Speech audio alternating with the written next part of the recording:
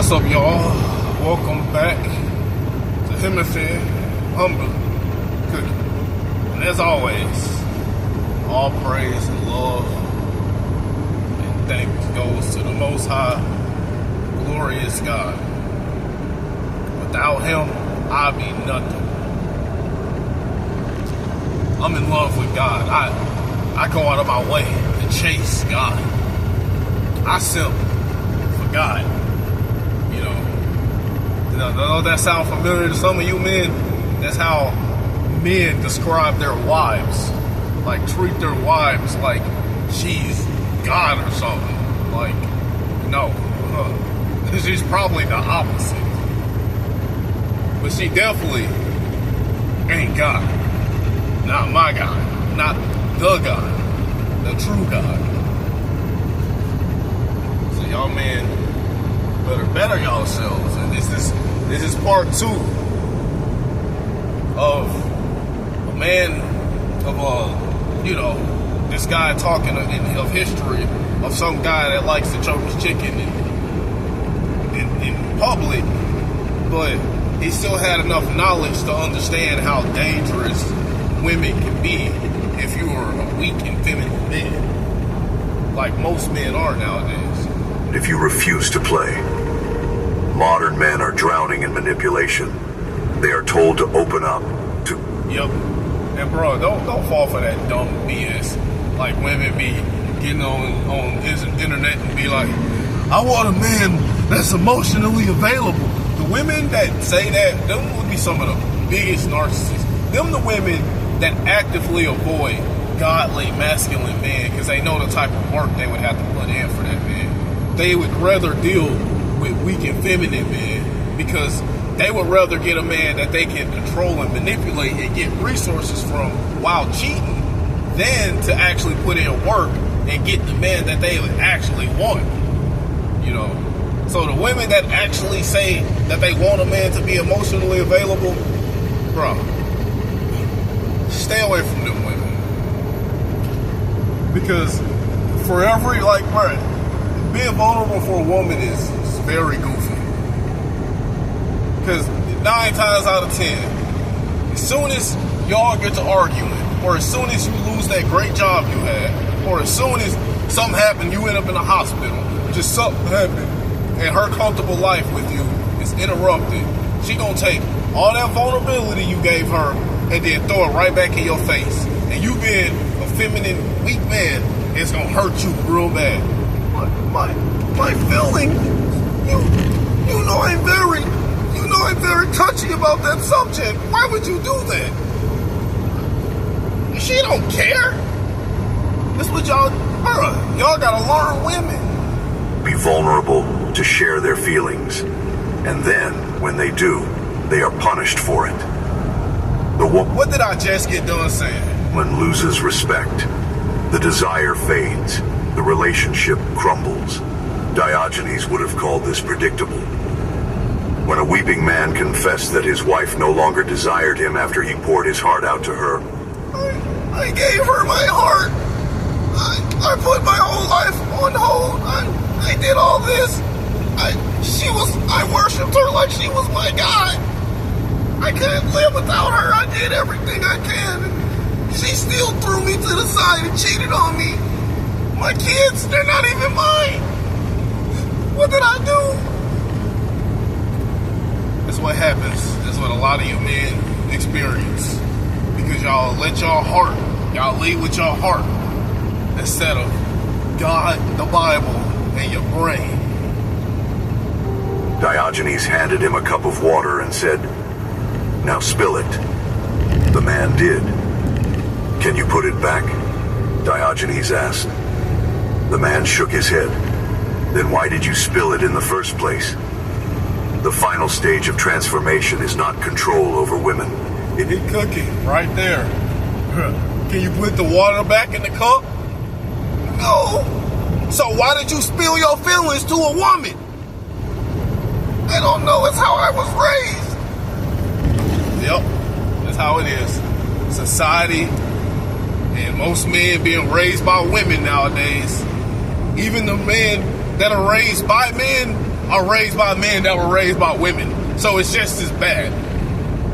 Like, very few men nowadays are being raised by truly God-fearing, masculine men. So what happens? Most men grow up acting like women, pouring their feelings. What do women do when they get the man they want? They pour their feelings and their heart out, because that's part of their nature. And then a lot of women raise the men to do the exact same thing. If you can't put water back in the cup, why are you spilling your feelings out to a woman? Is control over yourself. The Stoics called it apatheia, freedom from passion. The Buddhists called it detachment. Diogenes called it living like a dog. No attachments, no expectations, no fear of loss.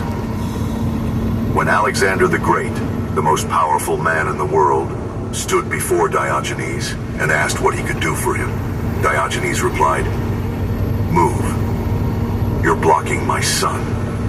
That is the essence of the unbreakable mind. Not wealth, not status, not the love of a woman, but the sheer, unshakable certainty that you need nothing.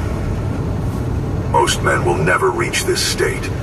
They will spend their lives chasing validation, begging for scraps of affection, rearranging their entire existence for the fleeting approval of a woman who will discard them the moment a better option appears.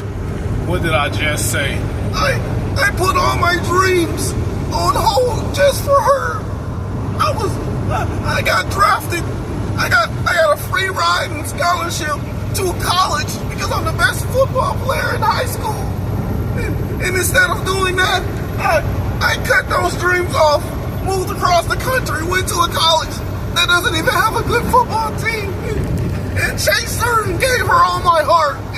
And she still did me wrong. That's how y'all sound. A lot of men actually be doing stuff like that, putting their dreams on hold for a woman. But what happens when a man truly awakens? When he decides to rewrite the rules? This country hates that kind of man. This country hates true God-fearing, masculine men that know their own worth. Because now, I can't fall for the BS manipulation that feminists push out, and it pisses them off. How dare you learn your own worth? How dare you get a real relationship with God and not the God that we fabricated for you to learn in this country? How dare you? How dare you better yourself as a man? This is where philosophy becomes power. It's the exact same when women decides to be feminine and actually be women. How dare you cook and clean for a man? How dare you prioritize motherhood? You're being oppressed. Get in the work field. You're better than men. Even though you primarily go on your feelings and not logic, you're still better than men. You're being oppressed for wanting to be a mother. Get in the workforce. Be better than men. And then whereas them same women, when the woman listens and then becomes strong and independent, and then they feel dead inside because they can't find a good man now. Artie's charbroiled Frisco burger on toasted sourdough and signature mushroom. There comes a moment in a man's life when the world shifts. It is not a slow realization, not some gradual awakening. It is a single violent instant where everything you believed cracks open, and what pours out is not enlightenment, but fire. This is the moment when you understand with perfect clarity that every tear you shed, every night you spent aching, every sacrifice you made in the name of love was never about her. It was always about you, your weakness, your hunger, your desperate clawing need. Yep, and that's the big difference between simps who learn from their mistakes and better themselves, like me, and simps who just blame the woman and be like, you know, she's the one, I gave her my heart. She did me wrong. She cheated on me. She did fraternity fraud on me, and now my kids are mine. I didn't do anything but give her my heart. It was all her. So I'll find a better woman. And next week, instead of working on my relationship with God and myself, I'll find a better woman next week and next month, and I'll give her my heart. And this woman will be different. That's what a lot of simps do right there. I used to be a simp, but I learned from my mistakes and blamed myself for women treating me like instead of blaming the woman. Need to be chosen. Diogenes knew this truth better than any man who ever lived. He did not beg for love. And I owe all that to God. When he made me with, he put that, instilled that into me. That 99.999% of the time when I went through whether that was with women or not, I learned from it and grew from it. Instead of blaming everything around me. Be like, oh, it's just the women that I'm surrounded by. It's not the fact that I'm a simp and give my heart out to women. It's just the women themselves. So wife number 7, she'll be the one, right? He did not bargain for affection. He lived in a barrel, masturbated in public, and died with nothing. And in doing so, became more powerful than kings. I mean, I get it. Yeah, he had more knowledge and mental power than your average simp. But if he died with nothing, I mean, his life was still a waste, don't you think? Because did he have God? Did he have God? And again, man, you don't have to, and I hope you don't go and choke your chicken in public and then not deal with women at all. You can deal with women. You just got to deal with them from a God-fearing, masculine standpoint. So you don't fall for the manipulation and BS and fall in love with them. The greatest lie ever sold to men is that they need a woman's love to be complete. Whew! Right there. Hey, hitting all the points, bro. He cooking right there. Hey, his food almost as good as mine. I'm so happy and excited about what he just said. I done forgot what he just said. What did he say? Oh yeah. One of the biggest lies, I don't know if it's the biggest, but one of the biggest lies that men fall for is thinking that you need a woman to be complete. I say this in so many videos now, bro. All you need is God and yourself. God makes me feel complete. Myself. Because I love myself, truly. And respect myself and put myself above anyone else on this planet. I'm enough for myself when it comes to humans. But even then, I still need God. So I have God and myself. That's all I need.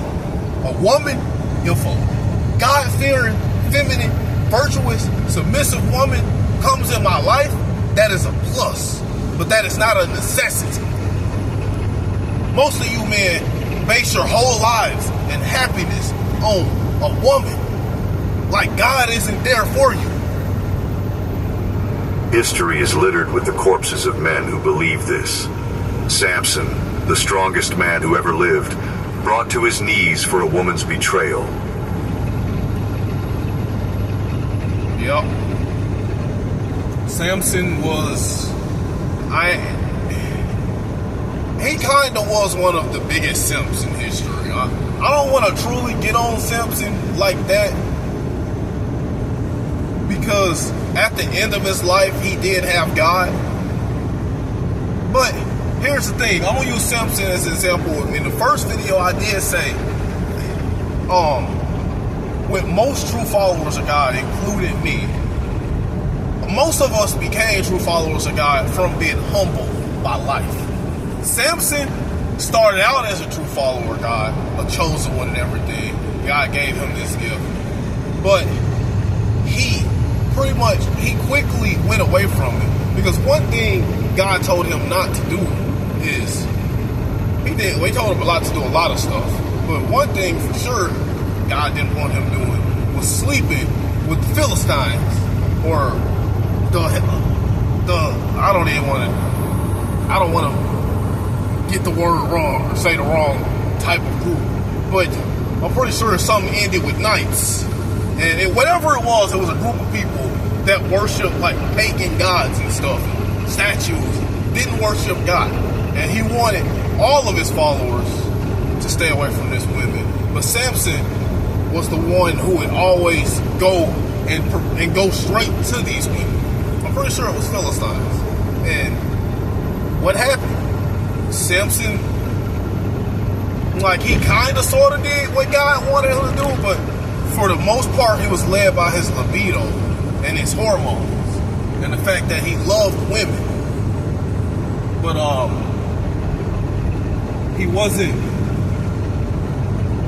That was nice of him. He was gonna let me get over. Thank you. But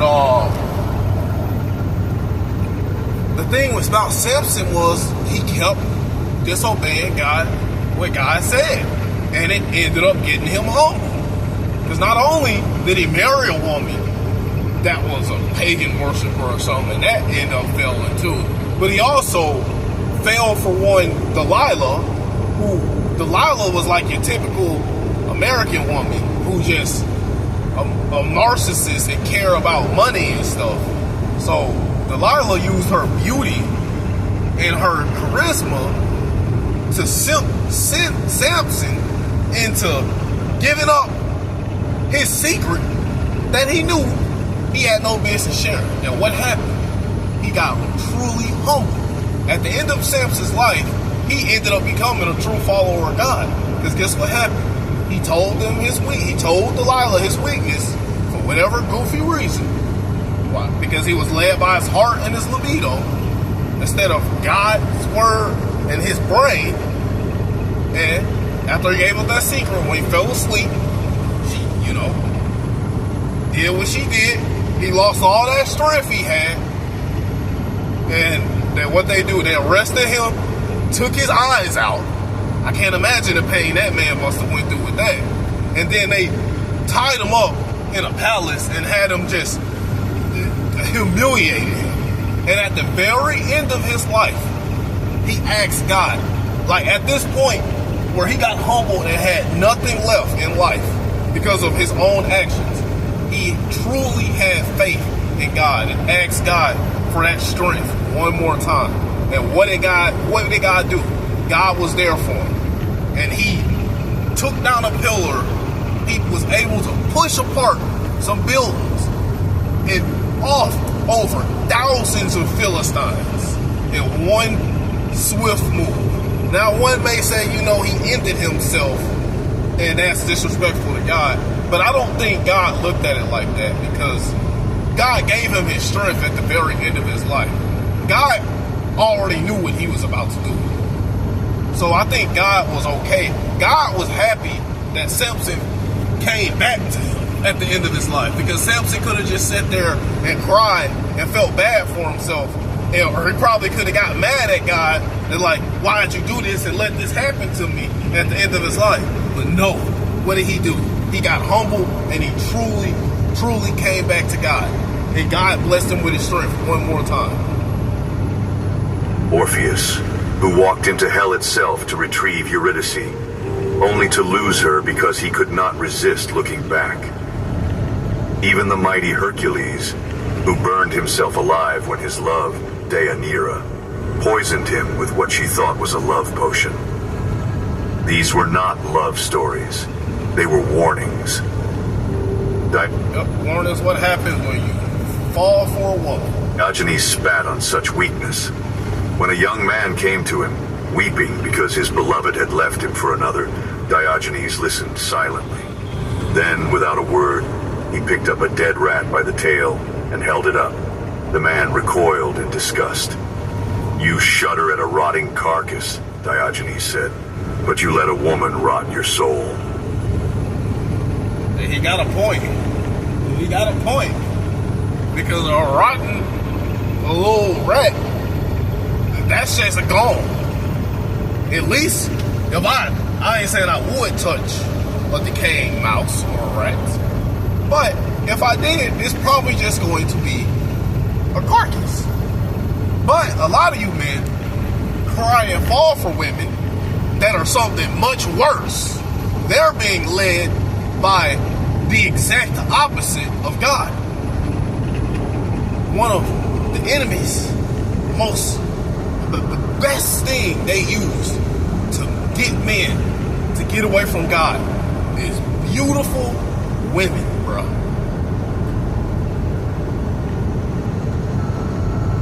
This is the first law of ruthless self-mastery.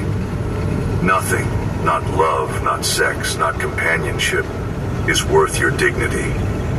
Most men will never learn this. Yep. They will spend their lives chasing the high of a woman's approval. This ain't just for women, this for family and friends too, bro. If they ain't worth in your life, if they show animosity towards you, if they destroy your peace, you gotta go. Like addicts chasing a drug that no longer works. They will lie to themselves, saying this time will be different. She's not like the others. If I just prove myself enough, she'll stay. What I say? I've been in 7 or 6 failed marriages. I just haven't found the right woman yet, that's all. I gave it my heart. I've been a good man all my life. I have nothing I need to change or learn about myself. It's just the women. It's not me. I just need to find the right woman. And every time, they will be wrong. But you have a choice. You can continue to kneel, or you can stand up. There is a story about... You kneel before God. You don't kneel before a mortal. Diogenes that most philosophers won't tell you. One evening, as he ate his meager supper of lentils, a wealthy politician walked by and sneered, "If you would only learn to flatter the king, you wouldn't have to live on such scraps." Diogenes didn't even look up. "If you would only learn to live on scraps," he replied, "you wouldn't have to flatter the king." Carson, crypto is on cracking. My crypto is on cracking. My He was cooking right there. Cracking. I'm part of the XRP's army. XRP's back down to... This is the S. Because I'll lose everything I have before I kiss, ASS. Before I kiss buttocks. I'll lose everything I have except for God. I'll lose everything I have and just have God. And walk and just live in the forest for the rest of my life, because I live in the forest before I live in a big city, and just have God before I kiss anyone's cheeks. I don't care if you the most famous man, richest, most powerful man in the world, or the most beautiful, famous, richest woman in the world. I ain't kissing anyone's cheeks. As long as I got God, that's all I need. Everything else. God and myself is all I need. Everything else is a plus in life. Death of neediness. Most men are slaves to desire. They need sex. Yep. They need validation. Yep. You either need a beautiful woman or you need to sleep with a bunch of women just to feel good about yourself. They need to feel wanted. And because of that need, they give women absolute power over them. A woman senses this need like a... Yep, one of the dumbest things you can do for a woman is give her the power of a relationship. Shark senses blood. It repels her even as she exploits it. Diogenes understood this better than anyone. When the most beautiful courtesan in Corinth offered herself to him for free, he declined. "If you were giving away rotten figs," he said, "would I take them just because they're free?" The courtesan, furious, demanded to know why he would insult her. Diogenes shrugged. Because I don't need you. That is the second law. The moment you no longer need a woman is the moment she begins to need you. Ding, ding, ding, ding, ding. Yep. But in that situation, it's like a lot of women will do that and yes, be led by the enemy. And in that case, I need God right there to help me discern it. But if a woman is chasing a man and the man just not chase her back, but allows it and then have his way fun with her, don't necessarily mean you need the woman, but you still want to even be careful with that. This is not manipulation. This is not game. This is the simple, unshakable truth of power dynamics. A man who is complete in himself is a man who cannot be controlled. So what does it mean to be truly free? It does not mean hating women. It does not mean rejecting love. It means... Not at all. I love women. I just don't overvalue them or treat them like gods, like most men do. It's understanding that love is not air. You will not die without it. Diogenes proved this every day of his life. He owned nothing. He answered to no one. He indulged when he wanted, ate when he was hungry, and slept where he pleased. And when Alexander the Great, the most powerful man in the world, stood before him and asked what he desired, Diogenes had only one request. Stop blocking my sunlight. Blocking my sun. That is the unchained man. Not the man who has everything. The man who needs nothing. This is where most men fail. They hear these words. They feel the... They probably did have God, and then the person who's talking about the story just didn't know that. Or people just didn't know or didn't talk about it. Because it seemed like, man, I mean, yeah, there are some men that are this disciplined without God, but not even I am that disciplined without God. Now, again, I'm not finna go fall in love and chase a woman, but if a beautiful woman throwing herself at me and she's being led by the enemy without God, then I just exchange energy with someone I shouldn't have been exchanging energy with. You get what I'm saying?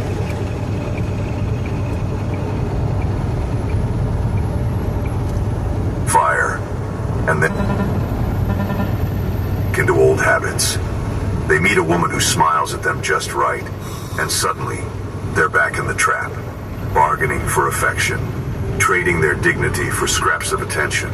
Yep, simps get heartbroken up to 5 to 6 times and then run into another beautiful woman and don't learn absolutely anything from those first few times that they got pretty lights and do the exact same thing.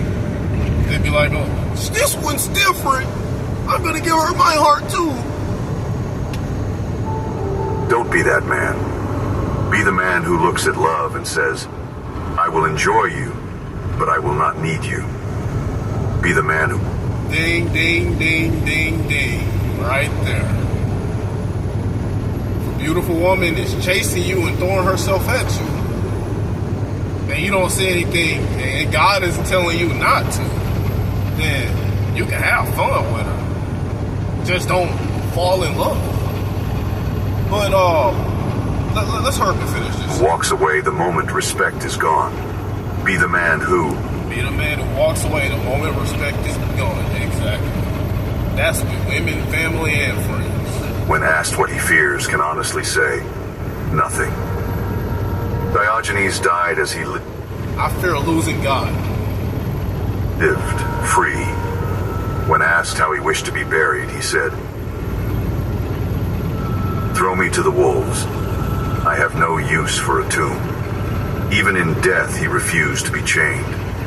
So ask yourself now, as you stand at the crossroads.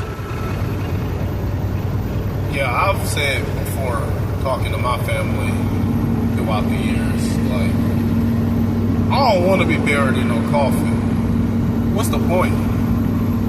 Bruh, if I pass, let my body decay and give nutrients and positive energy back to the planet.